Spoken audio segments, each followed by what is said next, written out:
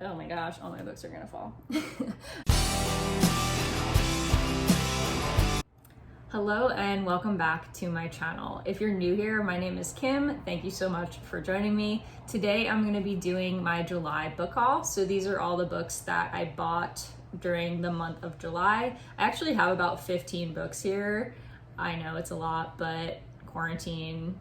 The first couple that I'm going to show you I've actually already read. I'm going to start with those. I'm not going to do my opinions or ratings for this because I'll do that in my July wrap up, but I will tell you a little bit about each book. So the very first book that I have here is The Ballad of Black Tom by Victor LaValle. So this is a retelling of an H.P. Lovecraft story called, I believe, The Ballad of Red Rock. I have not read the original story. I know that H.P. Lovecraft is known for being pretty racist, so this is a retelling of the story that deals a lot with social commentary and race in the 1920s in New York City. I already got to this one, so I'll talk more about that in my wrap up. The second book is Carrie by Stephen King. This was my Stephen King read for this month. I decided to go back and read a really old Stephen King book for this month. I wanted to kind of see where he came from. A lot of the other books I've been reading by him are relatively new. And so I did actually already read this one. If you don't know, this is about a teenage girl named Carrie who has telekinetic powers, and she is bullied a lot, and she essentially uses those powers to rage out against her classmates and her mother for how they've wronged her basically in the past. I haven't seen the movie, but I am planning on watching it now that I've read this. The third book is Horror Store by Grady Hendrix. I've also already read this one. This one was a really fun book. If you don't know Grady Hendrix, he's a horror writer, and he writes kind of these like quirky horror books that are sort of like B-horror, like a B-horror movie would be. This one was about a haunted furniture store. It was pretty much like a parody of IKEA, but it's not IKEA. The store is haunted, and they spend this night overnight trying to investigate what's actually happening. There are ghosts, a little bit of body horror. It's really fun. The third book is Heartstopper Volume 1 by Alice Oseman. This is my first Alice Oseman, and I actually read it during the reading rush, which I'm currently participating in. We're about 3 or 4 days into the reading rush right now. This one is a graphic novel. It's got really beautiful artwork. It is basically about this kid named Charlie Spring who is openly gay, and he is in sort of a bad relationship in the beginning with this guy named Ben, and he later meets this kid Nick who he is sat next to in one of his classes for the new year, and so they start a friendship turned romance, and it's super cute, and you should definitely check it out if you like graphic novels or Alice Oseman or happiness in general. I do have book of the month picks from last month that I got. So the first one is an older book of the month that I got as part of like my box for the month, and that is The Vanishing Half by Britt Bennett. I'm actually really excited to read this. It's not the type of book that I would normally pick up, but I am trying to pick up more literary fiction now. This is essentially the story of two people, twins, that grow up in the South, and they are Black, but they're both white passing. And when they turn 16, they essentially decide to take different paths in their life. And so one decides to stay in the South and embrace her culture, and the other decides to move up to the North and be white passing, and she doesn't want anybody really to know that she's Black. And so even her husband doesn't realize that she's not white. I have not read this yet, but I've heard amazing things about it. I think it spans this family over 3 different generations. So I think this is going to be a really moving and interesting read, and I'm very much looking forward to it. The actual book that I picked for my book of the month is Head Over Heels. This one was like an easy pick for me, honestly, because it's about gymnastics and it's a romance, and I don't know, I'm into romance lately, I guess. I'm starting to get more into like adult romance. I love gymnastics, like obsessed with it, so I really, really am excited that there's like this combination of gymnastics and love in one book. So as far as I know, the main character has been training for the Olympics for quite some time, but she has some sort of accident or a bad performance that leads her to end her career early. After like breaking up with a boyfriend, she returns back to her Massachusetts hometown where she's asked to coach a new Olympic hopeful in gymnastics, obviously. And I'm sure there's some romance with the guy that she's coaching with. It just seems super cute. It has gymnastics in it. I'm down, I'm into it. The third book that I actually got from Book of the Month as well, it was like an older book, but I really wanted a hard copy of this, and so I got An Absolutely Remarkable Thing by Hank Green. I read this already, and I got it from the library at the time, but I absolutely loved it. 5-star, one of my favorite reads of 2018. So I really wanted to have a hardback copy of this so that I could reread it, because this is definitely something I'll pick up again. And so I'm gonna probably reread this before I read the next book that I'm gonna show you. This one is essentially about a girl named April May. She's in her 20s, she's living in New York City.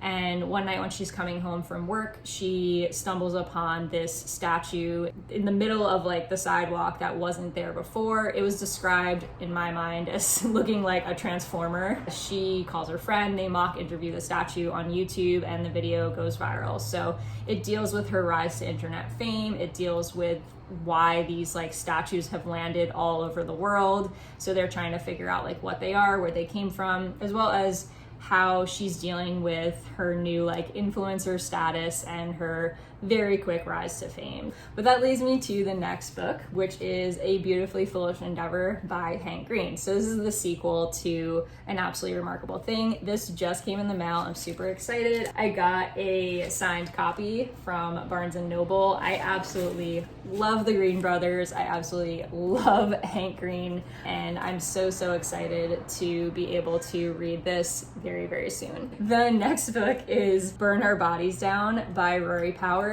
It's kind of crazy because I actually haven't read Wilder Things yet, or Wilder Girls. I haven't read Wilder Girls yet, which I know was very polarizing. Some people absolutely loved it and other people were kind of mad about it. But from what I've heard, this is much less niche, like it's much more accessible. I haven't read either, so we'll see kind of how I feel about this author in general. I'm probably gonna end up picking this one up before Wilder Girls.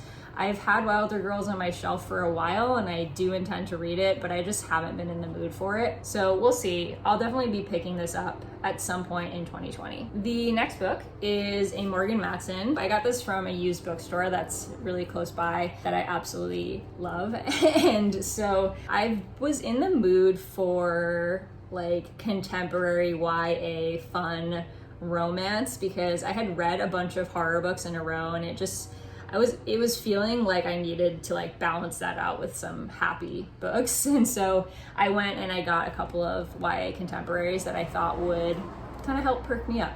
So I ended up getting Save the Date by Morgan Matson. I've actually read 2 books by this author already and really liked both of them. Her books, if you're not familiar with her as an author, they're just like fun romances. Like they usually have an aspect of finding yourself. They usually have some sort of like fun, quirky twist to them. This one is about a girl who is spending the weekend with her family. It takes place at a wedding, as you can see on the cover, and it's supposed to just be full of like fun family antics and I'm sure romance because it's Morgan Matson. So I'm looking forward to picking this one up. The next book that I also got at the bookstore, not a YA contemporary, but one that I've heard has made a lot of people very happy. I've heard nothing but good things about this. This is The House in the Cerulean Sea by TJ Klune. This is actually a fantasy, which is very unlike me to pick up because I have not been in the mood for fantasy in like probably 2 years. I just lost my taste for it, I guess. This one sounds really cool and I've heard great things about it. So this book is about a guy named Linus Baker. He is a caseworker for magical youth and he is asked to go investigate these 6 kids who are said to have magical powers but also to be very dangerous, and they are prophesied to bring on the end of the world. So he has to go check on them, see what's going on, and I guess save the world from them. I'm not completely sure, but this one seems like a really fun one. I don't know how soon I'm gonna pick it up. Again, I haven't really been in the mood for fantasy, but I might pick it up just because it's supposed to be a very like happy, fun read. Next is another Morgan Matson, which I also got when I got Save the Date. And this one is The Unexpected Everything This one is about a girl whose summer kind of goes wrong because her father is involved in a political scandal. And so she ends up having to stay with her dad and like walk dogs, and everything basically that she had planned for her summer has gone out the window, and now she's going to be experiencing a very different summer than she had planned. The next two are both Grady Hendrix books, and they're both horror. This one is We Sold Our Souls by Grady Hendrix. This is about a woman named Chris who used to be part of a 90s rock band that was right on the brink of hitting it big when their main singer, Terry Hunt, left the band and went solo, kind of ruining her chance at a musical career. So it takes place years in the future when she's working as a night manager at a Best Western, and she has a shocking act of violence that turns her life upside down. That leads her to suspect that this occurrence might be tied to what happened with the lead singer back in the 90s, so she goes out on the road to investigate. I assume it probably is going to, based on the title, maybe have something to do with someone selling their soul to make it big, but just speculation. I assume this is also going to be like quirky horror, much like Horror Store was. So I don't know when I'll be picking this up, but I know that I will get to it eventually because I really liked Grady Hendrix's other book, and I'm looking forward to reading more by him. The next book is My Best Friend's Exorcism, also by Grady Hendrix. This one seems like it's more YA because it is about two high school sophomores named Abby and Gretchen who go skinny dipping one night, and Gretchen starts to act different, and I assume from the title she is possessed, and so her friend has to kind of figure out what happened and try to save her from the demon that is living inside of her. Again, sounds really fun, B-horror stuff, so I'll be picking this up in the next couple months. And the final book, definitely a change from the other ones that I've hauled so far. So this one is Stamped from the Beginning by Ibram X. Kendi. Sorry if I'm saying that wrong. Just as the title says, this is basically a history of how racism started and continues in America. So this should be probably a really difficult but really interesting and educational read.